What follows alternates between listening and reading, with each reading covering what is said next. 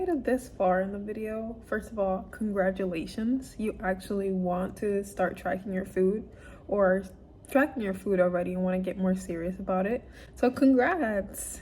My main thing with making this video is to kind of show people who are beginners, because I am a beginner as well. I'm just dipping my toes in right now.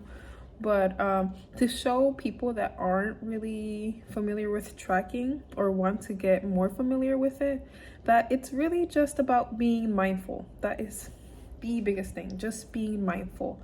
A lot of people think that you can't have the foods that you love, or you have to eat broccoli and green beans and nothing, or just chicken and rice. And it's like, no, like, I personally, the way I have designed it, I like to kind of get out the way, like, most of my proteins and most of, like, because I really want to include healthy things. Like, it's good for your health and, you know, getting your vitamins and stuff like that. And I love to start my day with the healthier options and with lots of protein, and then kind of, you know, leave a little bit of gap and have a big meal at night that's not really focused on too much protein or too much like veggies, and I can get funky with it and have a little bit of a treat, because I deserve it. You deserve it. You work so hard every day. Life is hard. Like, you can better yourself but still reward yourself, like, just a tiny bit, and just stay within your calories. And one last thing, you might have noticed that instead of 1800 calories exactly, it was about 1870.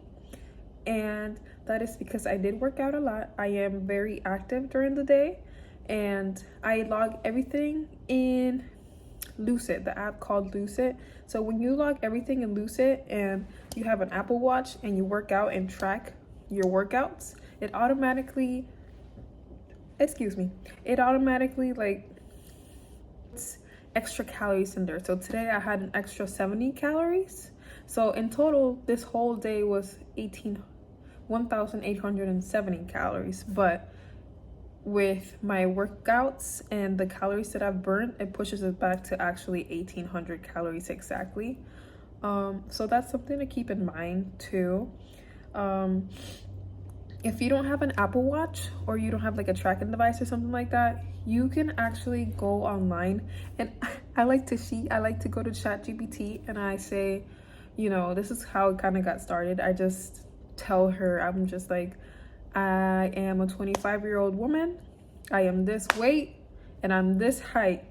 What kind of, you know, and I'm more active. Like, I'm active 4 to 5 days a week. What calories do you recommend? Of course, ChatGPT isn't a doctor, but it could be a great just resource to kind of, you know, get started. And I really hope you enjoyed this video, and I really hope that it gave you like a little bit of clarity, a little bit of understanding, you know. And yeah, as always, please treat yourself with lots of self-love, and, you know, never forget to smile and to go after your goals. And little steps here, you know.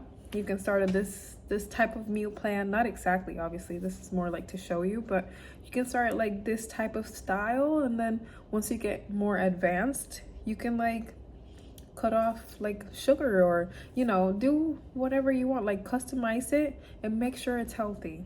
Okay, all right, as always, I'll see you guys on the next one. Adios.